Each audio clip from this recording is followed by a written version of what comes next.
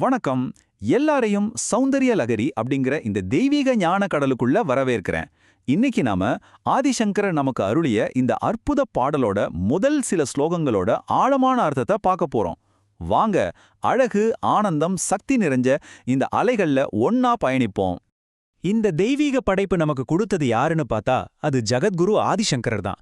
ஆனா இது ஏதோ ஒரு மனுஷனோட கற்பனையில உருவானது மட்டும் இல்ல. இது உருவானதுக்கு பின்னாலேயே ஒரு அற்புதமான தெய்வீக கதை இருக்கு. அதுதான் இதுக்கு இவ்ளோ புனிதத்தையே கொடுக்குது. வாங்க முதல்ல அந்த கதை என்னன்னு தெரிஞ்சுக்கலாம். கதை இப்படிதான் தொடங்குது. ஆதிசங்கரர் கைலாசத்துக்கு போய் அங்கிருந்த மந்திர சாஸ்திரத்தோட மூலச்சுவடிகளை எடுத்துட்டு வராரு. ஆனா வழியில நந்திகேஸ்வரர் அவரை தடுத்து அந்த சுவடிகளை பிடுங்கிடுறாரு. அந்த போராட்டத்துல சங்கரோட கையில 41 ஸ்லோகங்கள் மட்டும் எப்படியோ தங்கிடுது. அப்போதான் அன்னை பவானியோட ஒரு தெய்வீக குரல் ஒலிக்குது.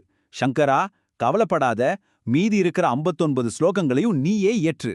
அந்த கட்டளைப்படி உருவானதுதான் இந்த அற்புதமான சௌந்தர்ய லஹரி. சரி, இந்த பகுதியில நாம என்னென்ன பார்க்க போறோம்னா, முதல்ல சங்கரரோட இந்த தெய்வீக பாடலோட பின்னணிய பார்த்தோம். இப்போ முதல் 4 ஸ்லோகங்களோட ஆழமான அர்த்தத்தை ஒன்னொன்னா ஆராய்ஞ்சு கடைசியா அதோட மொத்த சாராம்சத்தையும் புரிஞ்சுக்க போறோம். சரி வாங்க, முதல் ஸ்லோகத்துக்குள்ள போகலாம்.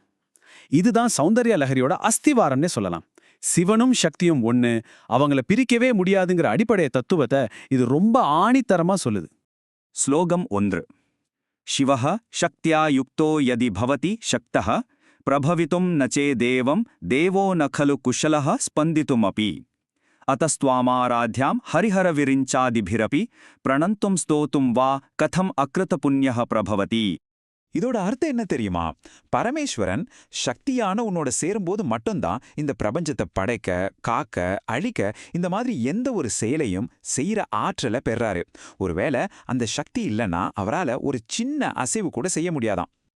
அப்போ இந்த முதல் ஸ்லோகத்தோட முக்கியமான கருத்து இதுதான்.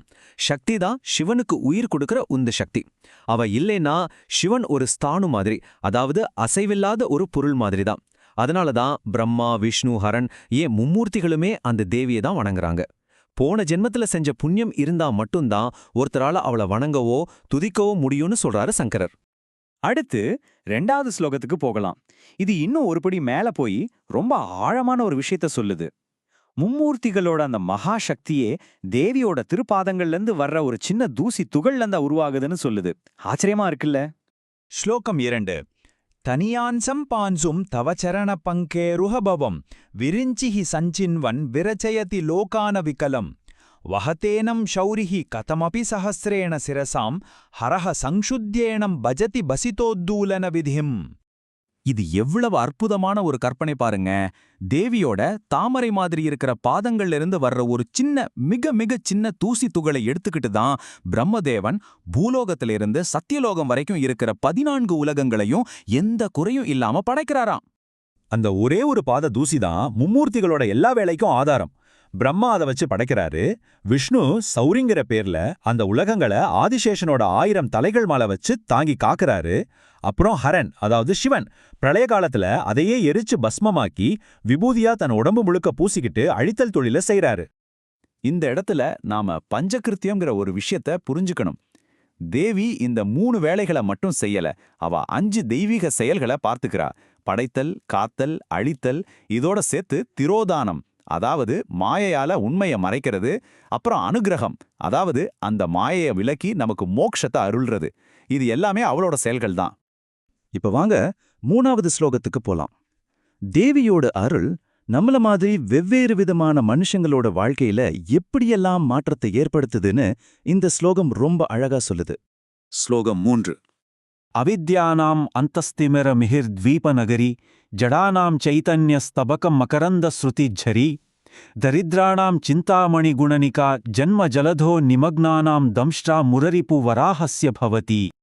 இந்த ஸ்லோகத்துல வர்ற ஒப்பீடுகள் எல்லாம் அப்பா அவ்வளவு அற்புதம். அவளோட பாததூசி அஞ்ஞானிகளுக்கு, அதாவது அறியாமைங்கிற இருட்டுல மூழ்கி இருக்கிறவங்களுக்கு அந்த இருட்டை விரட்டுற சூரிய ஒளியா மாறுதான். மந்த புத்தி உள்ளவங்களுக்கு அது அறிவையும் புத்துணர்ச்சியும் கொடுக்கற தேன் அருவியா பாய்தான். வறுமையில வாடுறவங்களுக்கு கேட்ட வரத்தையெல்லாம் அள்ளி கொடுக்கற சிந்தாமணி கற்களோட குவியலா மாறுதான். இந்த ஸ்லோகத்தோட உச்சக்கட்டமே இந்த உரோகம்தான். பிறவிப் பெருங்கடல்னு சொல்ற சம்சார சாகரத்துல மூழ்கி தவிக்கிற நமக்கு அவளோட அருள் எப்படி உதவுதுன்னா, பூமிய கடலோட ஆழத்திலிருந்து மீட்டெடுத்த மகாவிஷ்ணுவோட வராக அவதாரத்தோட கோரைப்பல் மாறி வந்து காப்பாத்துதான். அந்த ஒரு பிடிப்பு போதும் நம்மள பிறவிச் சுழற்சியிலிருந்து கரையாத்திடும். இப்போ 4வது ஸ்லோகத்தோட மைய கருத்தை பார்க்கலாம். அவ எப்படி நமக்கு பயமே இல்லாத ஒரு நிலையை கொடுக்கிற இறுதி பாதுகாவலரா இருக்காங்கங்கிறத இந்த ஸ்லோகம் விளக்குது. முதல் 3 ஸ்லோகங்கள் அவளோட எல்லையில்லாத சக்தியை பத்தி பேசுச்சு. ஆனா இந்த 4வது ஸ்லோகம் அவளோட கருணை மனச நமக்கு காட்டுது. அவ தன் பக்தர்களையும் இந்த உலகத்தையும் நேரடியா பாதுகாக்கிற ஒரு தாயா இருக்கா. அவளை சரணடைஞ்சவங்களுக்கு அபயம், அதாவது பயமில்லாத வாழ்க்கையும் இந்த உலகத்துக்கே பாதுகாப்பையும் அவதான் கொடுக்கறா. வாங்க இப்போ இந்த முதல் 4 ஸ்லோகங்கள்ல இருந்து நாம கத்துக்கிட்ட ஆழமான ஞானத்தை ஒரே இடத்துல தொகுத்து பார்க்கலாம். இது தேவியோட பேரருளோட சாராம்சத்தை நமக்கு நல்லா புரிய வைக்கும். நம்மளோட இந்த பயணத்தை ஒரு தடவை திரும்பி பார்ப்போமா? முதல் ஸ்லோகம் சிவசக்தி ஐக்கியத்தை பத்தி சொல்லுச்சு. 2வது படைப்போட மூலமானவா பாத தூசியோட மகிமையை சொல்லுச்சு. 3வது அதே சக்தி இப்படி நம்மளோட குறைகளை நீக்கி அருள் கொடுக்குதுன்னு காட்டுச்சு. 4வதா அந்த பேரண்ட சக்தி தான் நமக்கு முழுமையான பாதுகாப்புன்னு உறுதிப்படுத்துச்சு. பாத்தீங்களா எவ்வளவு அழகா தர்க்க ரீதியா ஒண்ணுக்கு பிறகு ஒண்ணுன்னு அமைஞ்சிருக்குன்னு. இந்த தெய்வீக அறிவோட வெளிச்சத்துல நாம நமக்குள்ளேயே கேட்டுக்க வேண்டிய ஒரு கேள்வி இதுதான். இந்த எல்லையில்லாத அருளை நம்ம வாழ்க்கையில நம்ம எப்படி வரவழைச்சுக்கிறது? பார்த்ததற்கு மிக்க நன்றி. கியான் கோஷ் ஒரு பன்மொழி சேனல்.